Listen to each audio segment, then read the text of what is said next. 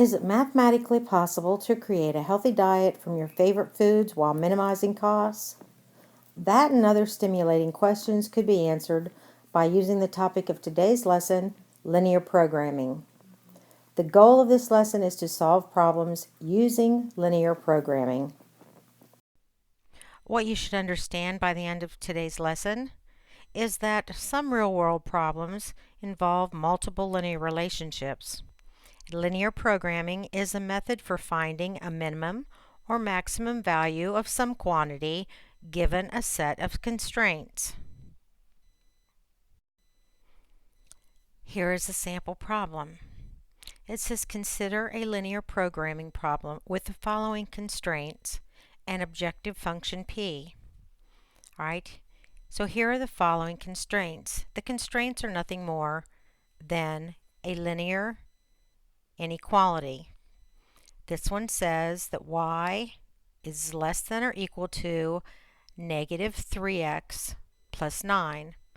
And that's this line right here because we started at 9 and they went down at a slope of 3. The next one is y is greater than or equal to 0, or x is greater than or equal to 0, and that is a vertical line. Y is greater than or equal to 0 is a horizontal line. Now these three lines intersect at 3 points. These 3 points are the vertices, and here is our objective function. P equals 6x plus y. But they want to know, they're calling wherever it's shaded, this is called the feasible region. So anything that's feasible would lie within this region. The question that they're asking is, what are the vertices of this feasible region? So all you have to do is write down the x, y value of these points. So the first one is at the origin, which is 0, 0. The next one is when x is 0 and y is 9. And the final one is when x is 3 and y is 0. So that's all you have to do when you're finding the vertices, is look at where the lines intersect and write down those points. Here's your practice problem 1.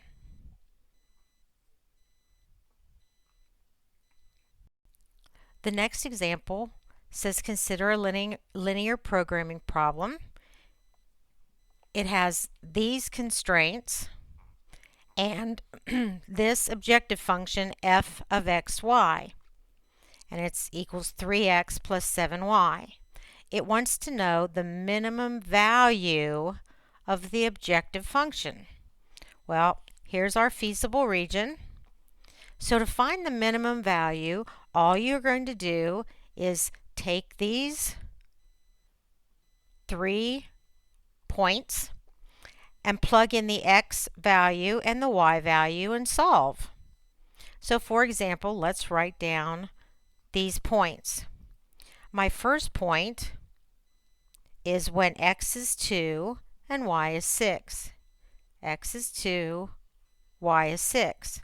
So I'm going to come up to this function, make x 2 and y 6. So 3 times 2 is 6, plus 6 times 7 is 42, and 6 plus 2 is 48. So that is the value at that point. Now let's look at this point. My x value is 8. My y value is 6.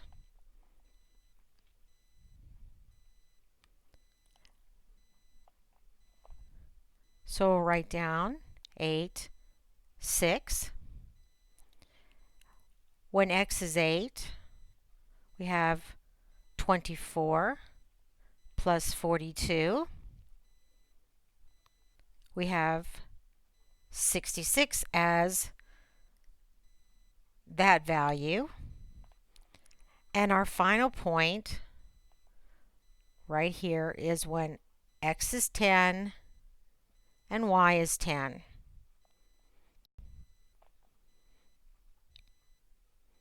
So we have the point is 10, 10. So I have 30 plus 70, which equals 100. They want to know the minimum value. Well, the minimum value means the smallest number, which is 48. So the minimum value of that objective function is 48. So in other words, you're plugging in the x and y value of each point, plug it into the objective function, and find out whether they want the minimum or the maximum value. Here's your practice 2.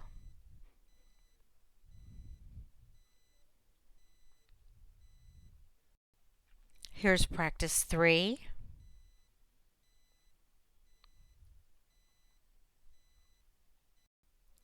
We have 3 more constraints that have been graphed.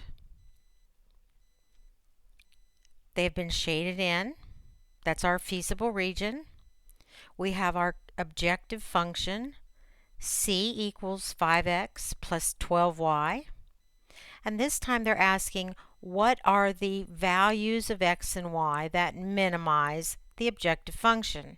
So now we're going to find out which one is the minimum value and then just give that x and y value. So we're going to basically be doing it the same way.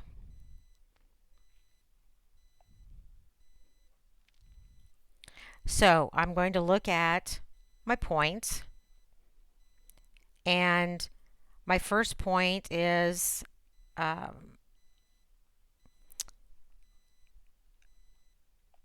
this one, when x is 2 and y is 7. So I have 2 and 7. So I have 10 plus 84, that's 94. My next point is 5, 4. 5 times 5 is 25. 12 times 4 is 48. I get 73. And my last point is at 10, 3.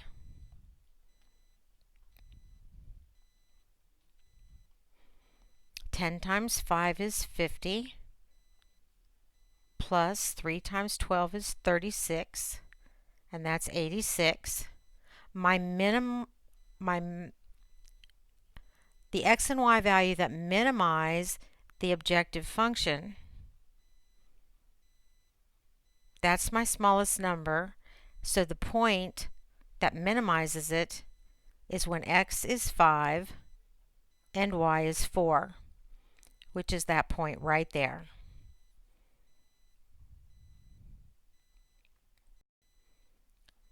Here's your practice 4.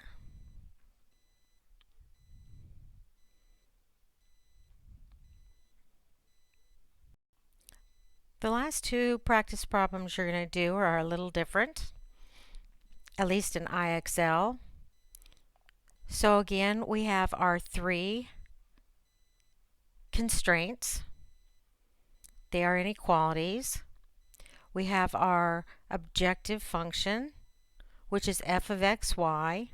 It equals 9x minus 12y. They want to know the minimum value, which means we're just going to plug the numbers into x and y and find out the value. This time we have 3 colored buttons, and underneath that it's going to have a shading button. So you're actually going to be shading in the area that is enclosed by the 3 lines. So you're going to have to graph these lines and find the points. So I'm going to show you how you're going to do that on a video.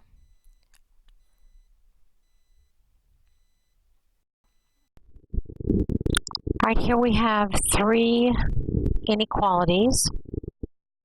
We're going to graph the lines up here on the graph, and then we are going to use f of xy equals 9x minus 12y. We're going to use where these three lines intersect to find the minimum value of the objective function. So we're going to start with y is less than or equal to 1/2 x plus 1. So my first point I'm going to make at y equals 1. Then I'm going to use the slope, which is up 1 and over 2. So I go up 1 and over 2.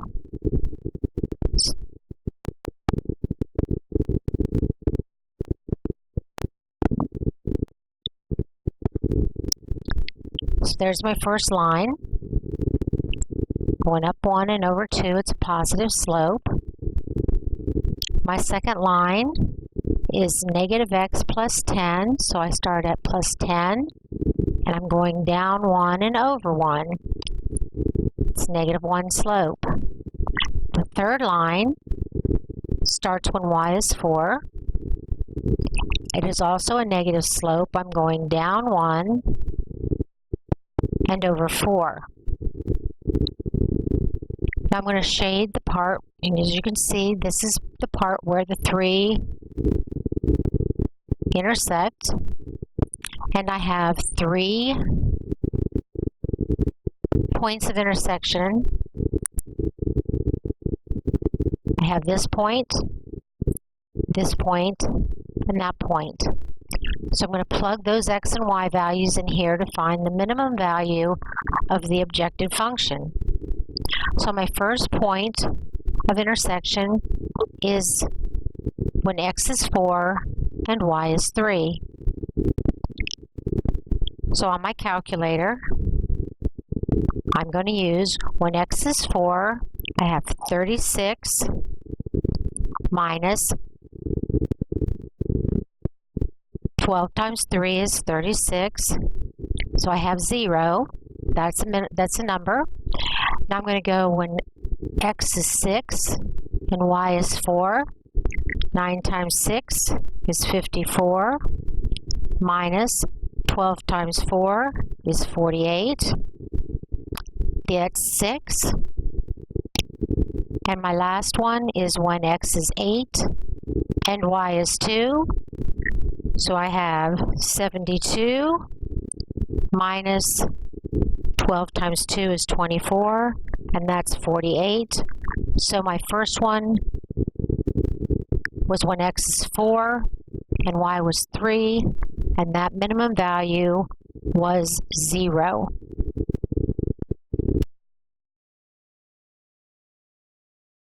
Here's your practice 5. You're going to be doing the same thing.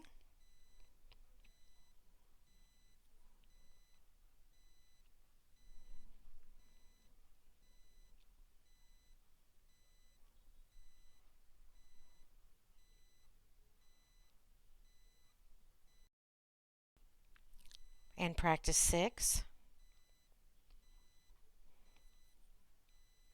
Remember, on these two, you can draw your lines by finding the x and y intercepts by making x 0 and solving for y, making y 0 and solving for x.